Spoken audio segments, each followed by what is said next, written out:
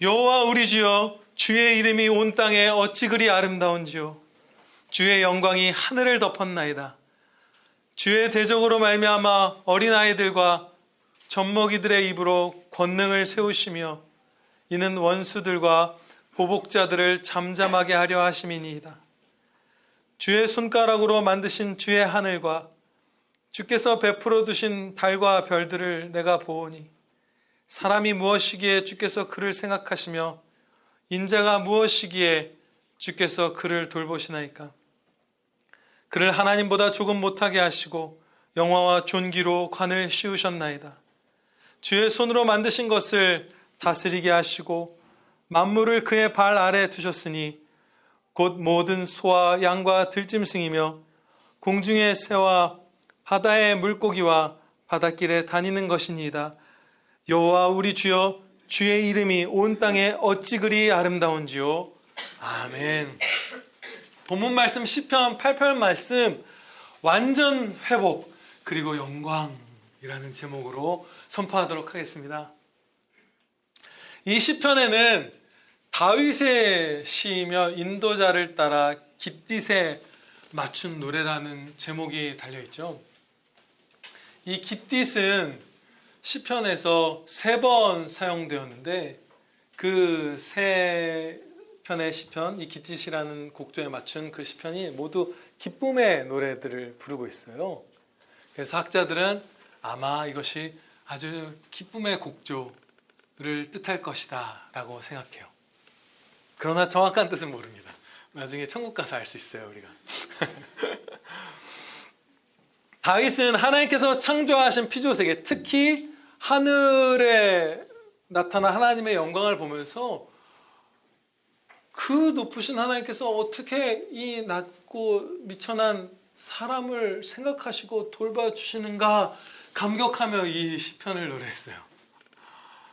얼마 전에 그 미국 여행 다녀오신 분들은 거기서 그 어마어마한 자연을 보시면서 그런 생각 하셨을 것 같아요. 근데 이 시편은 거기서 더 나갑니다. 마치 3개의 층으로 이루어진 찬양과도 같아요. 점점 더 높아지는 찬양이에요. 3층으로. 첫째 1층은 피조세계에 나타난 하나님의 영광을 보고 노래하는 거예요. 우리가 이 피조세계를 보면 정말 전율하게 되잖아요. 너무 아름답잖아요. 그 찬란한 영광이 있잖아요. 우리의 눈도 많이 어두워졌고 자연세계도 일정 부분은 아담이 타락하기 전보다 좀 못하게 됐을 텐데 막 엉겅퀴를 내고 가시를 내고 이러잖아요. 그런데도 너무 아름답잖아요. 두 번째 층, 더 높은 층은 그렇게 하늘의 달과 별을 지으신 그 끝도 없는 하늘을 만드신 그 영광 되신 하나님, 하늘 위에, 하늘 안에도 아니고 하늘 위에 영광을 주셨다 이렇게 말씀하는데 그 영광 되신 하나님이 어떻게 이렇게 작고 낮은 우리를 돌봐주시는가. 그 크신 하나님이 이 피조물 한 사람 한 사람을 사랑하사 돌봐주시고 우리의 기도에 그렇게 섬세하게 응답하시고 한 사람 한 사람의 걸음을 막 진짜 쏟아지는 많은 생각으로 돌봐주신다는 그것에 놀라는 거예요. 그 높으신 하나님이 낮은 날. 그리고 마지막 3층은 인자, 즉 사람의 아들이잖아요. 사람의 아들로 오신 주 예수 그리스도를 십자가에 달려 죽게 하시기까지 한없이 우리를 사랑하사 우리를 생각하시고 돌보시는 그 구원의 사랑을 목격하면서 최고의 찬양을 드리는 거예요. 이 시편이 예수님에 대한 시편인 것을 신약에서 예수님이 친히 이 말씀을 인용하시면서 가르쳐 주시거든요. 예수님을 가리키고 있는 시편이에요. 그러면 1절의 반복이 이제 예수님을 바라보게 되면 1절과 마지막 9절이 반복인데 9절의 의미는 더 풍성해집니다. 1절에서 처음에 이 피조세계의 영광을 보면서 찬양드리다가도 이제 중간에 예수 그리스도까지 우리가 만나 뵙게 되고 십자가를 보면서 이제 마지막 절에서는 예수 그리스도로 말미암아 죄인들이 구원받는 그 역사와 구원받은 죄인들이 이 땅에 우리가 살아가면서 발 기우리 같은 형제들이 세계 곳곳에서 살아가면서 비추어내는 하나님의 영광으로 더 찬란해진 이 피조 세계를 보면서 그 십자가 안에서 더 큰 찬양을 드리게 되는 거예요. 9절은 1절보다 더 풍성해지는 거예요. 세계에 수많은 나라에 산이 있죠. 산이 없는 나라 별로 없을 거예요. 그렇죠? 네덜란드 같은 데 산이 거의 없다고 하는데, 산이 있는데, 방치된 산은 정말 튼튼한 사람이 아니면 중턱에도 못 올라가죠. 산은 백몇십 개국의 나라에 있을 텐데 방치된 산은 그냥 접근 불가해요. 그렇죠? 산은커녕 예전에 뭐 한강 혹은 뭐 외국에 나가보면 강변을 이렇게 개척하지 않은 나라에 가보면 사람이 아예 근처에도 못 가죠. 그리고 그런 산에 보면 험한 넝쿨들이 있고 위험한 벌레들이 있고 거친 야생동물들이 있고 아름답지만 약한 사람을 한번 보려면 목숨을 걸어야 되는 그 고지대의 풍경들, 이런 것들이 있죠. 반면에 스위스 같은 나라는 산을 성실하게 가꾸었습니다. 하나님께서는 사람에게 자연을 내버려 두어라, 동물을 그대로 두어라라고 하시지 않고 가꾸라고 하셨어요. 돌보고 더 좋게 개선하라고 하신 거예요. 내버려 두라고 하시지 않았어요, 결코. 그래서 나무들을 관리하고 케이블카를 만들었어요. 케이블카 약간 자연을 방치해야 되고 사람은 자연을 해치는 막 암적인 지구의 암적인 존재, 이런 생태신학 같은 거 막 이상한 이단 가이아 막 지구 마더어스 숭배한 사람들은 너무 싫어하지만 정말 성실한 사람들 많았던, 경건한 사람들이 많이 살았던 스위스 사람들은 케이블카 어마어마하게 많이 만들었어요. 우리나라에는 뭐 덕유산 이런 데밖에 없잖아요. 근데 스위스에는 케이블카 엄청나게 많습니다. 그래서 장애인도 임산부도 노인도 하나님이 만드신 그 아름다운 자연을 다 볼 수 있어요. 올라가서. 그리고 그 케이블카를 통해서 또 기차길을 통해서 물자로 옮깁니다. 그래서 자연과 조화되는, 그 사람들 산장 같은 거 지는 거 보면 얼마나 아름다운지 몰라요. 그냥 거기가 나무였을 때보다 돌과 이런 것들로 지은 그 오두막 같은 게 있는 그 풍경이 더 아름다워요. 개선하는 거예요. 더 복되게 만드는 거예요. 더 영광되게 만드는 거예요. 피조세계를. 제가 이 말씀을 드리는 이유는 무엇이죠? 대피소도 만들고 막 그러잖아요. 이 그리스도로 말미암아 구원받은 자녀들, 그리고 그리스도인은 아니지만 법과 문화와 이웃들을 통해서 복음의 비추임을 받는 사람들이 세상에 늘어나면 그 사회는 이 피조세계를 가꾸기 시작하고 이 피조세계가 훨씬 더 영광되게 됩니다. 더 가치 있게 변하는 거예요. 그러면 이 시편의 찬양은 9절에서 더 커지는 거예요. 그것을 우리가 목격하게 되는 거예요.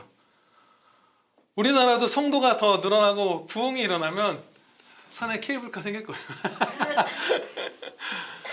잘 만든 케이블카, 막 훼손하지 않아요. 2절 말씀 보시겠습니다. 어린아이들과 젖먹이들의 입으로 하나님의 권능을 세우셨다, 이렇게 말씀해요. 이 말씀은 우리 주 예수 그리스도께서 예루살렘에 입성하실 때에 어린아이들이 호산나 다윗의 자손이여 찬양 드렸던 것에서 완전히 가장 충실하게 성취되었다고 가르쳐주세요. 예수님께서 직접 그 사건의 시기에 이 호산나 다윗의 자손이, 호산나는 이제 우리를 구원하소서, 다윗의 자손이는 메시아를 뜻하죠. 메시아, 우리의 구주시여, 이제 우리를 구원하소서, 어린아이들이 찬양을 드렸는데 그것이 시편 8편의 성취라고 예수님이 친히 해석해 주셨어요. 마태복음 21장 15절 16절 말씀입니다. 대제사장들과 서기관들이 예수께서 하시는 이상한 일과 또 성전에서 소리질러 호산나 다윗의 자손이여 하는 어린이들을 보고 노하여 예수께 말하되 그들이 하는 말을 듣느냐? 예수께서 이르시되 그렇다. 어린 아기와 젖먹이들의 입에서 나오는 찬미를 온전하게 하셨나이다 함을 너희가 읽어본 일이 없느냐 하시고, 너희 시편 8편을 못 읽어보았느냐? 해요. 이들은 찬양하는 거예요. 그 어린아이들은. 하나님께서 이렇게 어린아이들을 통해서 찬양을 하게 하시고 세우시고 권능을 세우시는 것은 원수들 때문이에요. 원수들을 말미암아 그러신 거예요. 오만한 자들이잖아요. 하나님의 원수는 하나님의 원수의 자리에 간다는 건 지독한 교만함이잖아요. 여기서도 대제사장들과 서기관들이 지금 예수님을 대적했죠. 그런데 그때 어린아이들을 통해서 그 진짜 사람 중에서도 가장 별 볼 일 없는 가장 작은 존재인 어린아이들, 갓 젖을 뗀 아이들, 유대인들은 젖을 오래 먹였다고 하거든요. 꽤 나이가 들 때까지 말을 할 수 있을 때에도. 근데 갓 이제 겨우 말하기 시작한 아이들, 그들을 통해서 찬양 받으심으로써 그 높은 자리에서 주님을 대적하는 그 교만한 자들을 누르시는 거예요.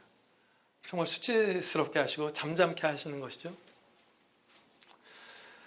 교회에서 자라나는 아이들을 통해서 이런 일들을 계속해서 베풀어 주십니다. 이 예루살렘 입성 때에만 호산나 다윗의 자손이여 그 아이들 특정한 몇 명만 이렇게 쓰임받은 게 아니라 여러분들 자녀들 키우실 때 자녀들이 정말 놀라운 그런 경건한 말들, 찬양의 말들 하는 거 겪어보신 분들 계실 거예요. 부모님들 중에 고개를 끄덕이는 분들이 계시네요. 그렇죠? 이렇게 놀래요. 그렇죠? 정말 아름다운 말들. 저는 응민이 생각나네요. 응민이 어릴 때 같이 어디 수련회 갔을 때, 다른 연합 수련회, 다른 교회들 갔을 때 제 아이가 참 아름다운 말 했던 거 뭐 이런 것도 생각나고 막 그러거든요. 하성이 생각도 좀 나고.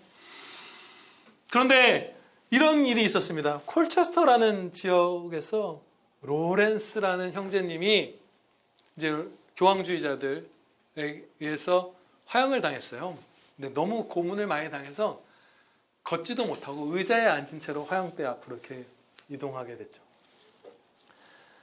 그러니까 엄청나게 지금 진짜 강포했던 거예요. 사형을 하는 것으로 부족해서 그래도 자비를 내려서 그렇게까지 다치게 하진 않잖아요. 사형할 사람. 근데 그야말로 훼손을 한 거예요. 온몸을. 그 강포한 사람들이 이 로렌스 형제를 화형할 때 어린아이들이 불가로 뛰어왔어요. 그래서 여호와여 당신의 종을 강건케 하시고 당신의 약속을 지켜주시옵소서. 어린아이들이 그 불길 옆에 서서 기도드렸고 이 형제가 끝까지 용감하게 순교했습니다. 어린아이의 입을 통해서 그들은 알았을 거예요. 자신들이 얼마나 추악한 죄를 저지르고 있는지 그 어린아이들이 여호와께 부르짖을 때 알았어요. 그렇게 쓰시는 거예요. 어린아이들은 참 좋은 특징이 있습니다. 박윤선 목사님이 그걸 참 면밀하게 관찰해서 몇 가지 기록하셨는데 뭐 이런 것들이 있어요. 자기도 모르게 겸손하다. 막 우리는 막 죄가 좀 쌓이고 뭐 좀 알고 뭐 좀 해봤다고 막 교만해지잖아요. 어른이 되면. 근데 어린아이들은 그냥 지도 모르게 막 겸손하고 이런 부분들이 있어요. 실제로 아이들 키워보면 그런 걸 목격하게 되죠. 그런 겸손함이 있고 어린아이와 같은 자가 되어야 된다고 하셨죠. 그리고 이런 피조 세계에 나타난 하나님의 경의를 볼 때 더 순수하게 힘차게 반응합니다. 어린아이들은 막 비 내리면 막 팔짝팔짝 뛰고 눈 내리면 막 좋아 죽는데 어른들은 막 신발 흙탕물을 튈 거 생각하고 막 그러죠. 하나님이 온 세상을 하얗게 물들이셨는데 퇴근할 때 질척거리겠네 막. 뭐 그런 사람들 많이 봐요. 그런 실제로 우리 그런 게 있잖아요. 그 눈이 뭔가 세상에 오염되면서 세상에 오염됐다면 뭐 나는 뭐 깨끗했나? 우리가 여러 죄 가운데 눈이 좀 어두워져서 하나님의 피조 세계에 나타난 영광을 잘 못 보는 거예요. 근데 경건한 성도가 되면 될수록 우리가 그것을 다시 회복하겠죠. 잃어버린 부분들을. 그리고 더 갈 거예요. 막 더 좋아할 거예요. 사실 그 어린아이의 때에 그 어떤 이상한 때가 묻기 전에 피조 세계를 보면 진짜 아름다운 것을 느낄 때가 있죠. 제가 옛날에 어떤 날이 종종 생각나는 날이 있어요. 그게 뭐냐면 친구를 기다리면서 제가 뭐 중학생 뭐 이럴 때요. 중고등학생 때 어릴 때 회심하기도 전일 수도 있어요. 그런데 이렇게 막 장마철인데 비가 이렇게 내리는데 이렇게 바닥을 이렇게 보다가 나중에 우산도 안 쓰고 주저앉아서 이제 비를 맞으면서 비가 내리는 막 바닥에 막 물방울이 막 튀고 막 내리고 막 소리가 들리고 그걸 보는데 그게 진짜 신성이 거기서 보이는 것 여러분들도 다 느끼셨을 거 아니에요. 너무 아름답다. 너무 신비하다. 그냥 길에 비 내리는 건데 그걸 볼 수 있었거든요. 근데 그 다음에 비 내리는 거 보고 내가 그랬던 적이 있나 모르겠어요.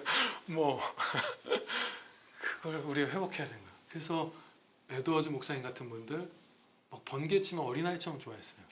하나님이 얼마나 영광을 나타내시는가. 막 폭풍이 오면은 막 우리 선배님들 막 좋았어요. 우리 폭죽 어때요? 막 50억을 들였습니다. 따닥따닥따닥 하잖아요. 근데 하나님께서 번개 치면 다른 나라에서 보이잖아요. 막 얼마 전에 이렇게 길게 얘기해도 되나요? 그 교토에 어떤 갔다 온 사람이 여행기를 올린 걸 블로그를 어떻게 보게 됐어요. 우연찮게. 근데 교토에 그 기요미즈데라라고 해서 사람들이 제일 많이 가는 그런 절과 막 니넨자카, 산넨자카에서 언덕길이 있고 막 예쁜 가게도 있고 막 바글바글한 곳이에요. 근데 거기에 그 주변에 하늘에 막 번개가 막 쫙 선명하게 막 치는 그 장관이 펼치는. 근데 아무도 그 잘 갖고 있는 세계 유산인 그 건축물들을 보지 않아요. 하나님의 번개가 쫙 펴지는 거 사람들이 다 그것을 보고 있는 그 사진을 찍혔어요. 따닥따닥. 사람의 폭죽하고는 차원이 다른 거예요. 사람의 건축물하고는 차원이 다른 거예요. 우리가 그것을 회복하시기 바랍니다. 어린아이의 그 눈을. 어린아이의 입으로 영광을 나타내신 하나님께서는 어른들 가운데에서도 이 땅에 정말 세상의 기준으로는 별 볼 일 없는 사람들을 들어 쓰시기를 기뻐하시죠. 사도들의 상당수가 어부였잖아요. 바울사도 같은 엘리트도 있었지만 어부들이 더 많았죠. 세리와 같은 천대받던 직업을 가진 분도 쓰시고. 베드로와 요한 사도가 하나님의 말씀을 담대히 가르치는 것을 보고서 학문 없는 그 범인이 어떻게 이렇게 할 수 있는가 막 고관들이 놀란 장면이 이제 성경에 기록되어 있잖아요. 사도행전에. 이처럼 하나님께서는 바울같이 막 로마 시민권을 갖고 엘리트인 사람, 어부인 사람, 학문이 없는 사람, 모든 사람을 다 사용해서 하나님의 영광을 나타내세요. 그게 얼마나 좋은지 몰라요. 그렇죠? 그래서 세상의 높은 자들, 교만한 자들을 입을 다물게 하시는 것인데 별것 아닌 우리로서는 너무 좋죠. 우리 중에 지방 호족 이런 사람 없잖아요. 그렇죠? 너무 좋은 거예요. 그런데 그렇게 막 세상에서 높은 자, 작은 자, 큰 자, 뭐 낮은 자 다 사용하시지만 각 사람마다 하나님께서 사용하시는 정도, 영광을 비추게 하시는 정도의 차이가 분명히 있습니다. 근데 우리가 경건한 성도 혹은 열심히 있는 성도도 그 차이가 그렇게 샘나고 그럴 때가 있어요. 그렇죠? 아니, 나도 하나님의 자녀 아니던가? 저 성도는 왜 그렇게 하나님의 영광을 밝게 비추는가? 여러분 그런 생각 해보셨나요? 약간 어느 단계죠? 그것도 아직 미흡한 단계인데 더 미흡한 단계는 쟤는 왜 이렇게 부자인가요? 뭐 이런 거에서 샘내다가 그보다 조금 성장했지만 아직 미흡할 때는 어떻게 쟤는 저렇게 막 찬란하게 하나님의 영광을 위해서 쓰시고 나는 이렇게 되는가 뭐 이런 생각 하실 수 있어요. 근데 그때 우리가 어떤 형제를 통해서 하나님의 이름이 거룩히 여김 받으실 때 순전히 완전히 기뻐해야 합니다. 순전히 완전히 한 점 다른 두 마음 없이 기뻐할 수 있어야 돼요. 네. 그것을 여러분 기도하시길 바라요. 막 복잡하게 생각될 수 있어요. 이런 원리로 이렇게 해서 이것이 내게 복이 되고 저 형제는 겸손하고 우리는 한 몸이고 그렇게 그것도 좋은데요. 저는 그런 생각이 가끔 최근에 들었을 때 그야말로 순전히 완전히 기뻐하게 해주시오 하면서 그런 일이 있었는지도 잊어먹었어요. 하나님께서는 고르게 쓰시지 않아요. 우리 바울 사도의 이름을 다른 사도 다 합친 것보다도 많이 얘기하잖아요. 그래요. 하나님께서는 그렇게 차등으로 두시고 역사하시는데 함께 그냥 기뻐하는 거예요. 그리고 원리는 여러분들 다 배우셔서 오늘은 안 나눠도 돼요. 그렇죠? 다 아세요. 이 시편이 예수님께서 자신에 대한 시편인 것을 이미 마태복음에서 가르쳐 주셨죠. 이 시편은 나를 가리키는 말씀이다. 나에게 내가 왔을 때 이것이 성취되었다. 그리고 히브리서 2장 9절 이런 말씀을 보면 이 시편의 다른 부분들을 예수 그리스도께 적용하면서 인용하고 있어요. 그러니까 예수님에 관한 말씀이에요. 여기 사람을 돌보시는 것, 사람을 생각하시는 것 분명히 우리 성도들을 의미하기도 하지만 더 본질적으로는 사람이 되신 예수 그리스도에 관한 말씀이에요. 인자가 되신 그분에 대한 말씀이에요. 그러면 우리를 돌보신 하나님의 사랑의 손길이 확 크게 나타납니다. 그냥 어느 정도 먹이시고 우리를 생각하시고 돌보시는 정도가 아니라 이 미천한 존재인 우리를 살리시려고 우리 대신 하나뿐인 아들 하나님을 종의 형체를 입고 이 땅에 오게 하셔서 우리 대신 십자가에 달려 저주의 죽음을 당하게 하신 거잖아요. 그 십자가 사랑으로, 다 주시는 사랑으로 그 높으신 하나님께서 이 낮은 땅에 있는 우리를 사랑하신다는 사실을 여기서 목격하게 되는 거예요. 그러면서 우리는 신약시대의 성도로서 더 구체적으로 더 풍성하게 하나님께서 어디까지 우리를 회복시키실지 알죠. 예수 그리스도의 형상으로 우리를 회복시켜 주실 것이잖아요. 신의 성품, 예수님의 성품으로 우리를 완성시켜 주시고 부활하신 예수님이 가셨던 그 영광된 부활체까지도 모든 성도에게 다 주실 것이잖아요. 완전 회복이 있는 거예요. 이 말씀 가운데 완전 회복이라는 것, 그리고 완전 회복을 넘어서서 뭐 어떤 아픔과 회한과 어떤 덮개들이 사라지는 것에서 벗어나서 영광에 이르는 거예요. 영혼과 육신이 다 영광에 이르고 영화된다고 그러죠. 그리고 영광된 삶을 사는 거예요. 영원토록. 하나님 나라에서, 하나님 옆에서, 예수 그리스도 옆에서. 그래서 이 하나님께서 우리를 베푸시는 이 낮은 우리를 그 높은 거룩하신 하나님께서 돌보시는 것이 완전 회복이라는 것을 깨닫게 될 때 우리 각 사람이 갖고 있는 각자의 슬픔들, 자기 연민들, 후회들 이런 것들 다 있잖아요. 상처들, 나를 붙잡는 것들이 있잖아요. 그런 걸 우리가 그야말로 신경 쓸 거 없다고 그러면 아예 안 다루는 것 같으니까 그건 좀 부적절하고 그런 거에서 완전히 우리는 벗어나는 거예요. 전진하는 거예요.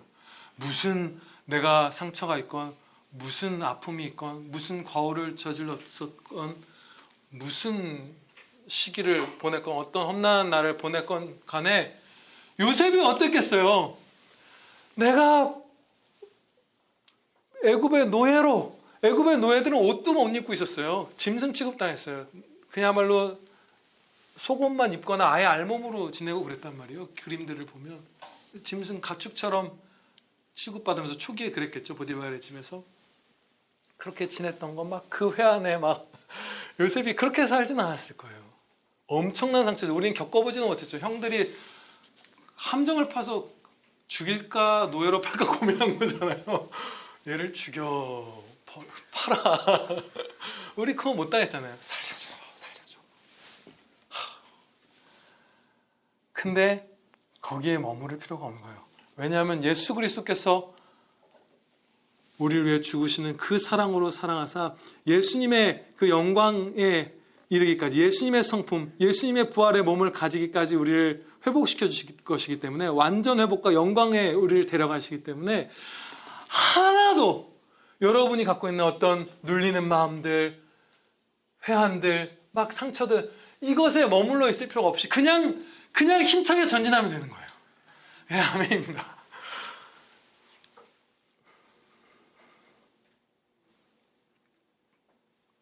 여호와 우리의 하나님과 같은 이가 누구리요? 높은 곳에 앉으셨으나 스스로 낮추사 천지를 살피시고.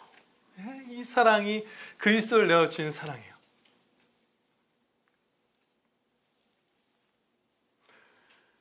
그리고 이제 이 찬양을 드리다가 마지막에 다시 한번 반복하죠. 1절에서 드렸던 음악적으로도 아름답지만 이 의미가 더 풍성해졌다고 하죠.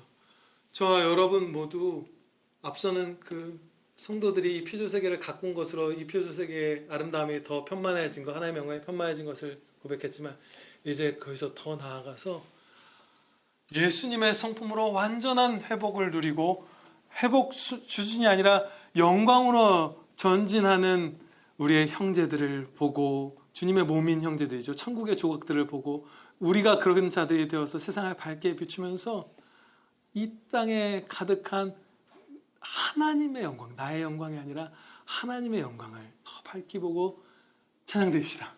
기도해 주시겠습니다. 아버지 하나님 감사합니다.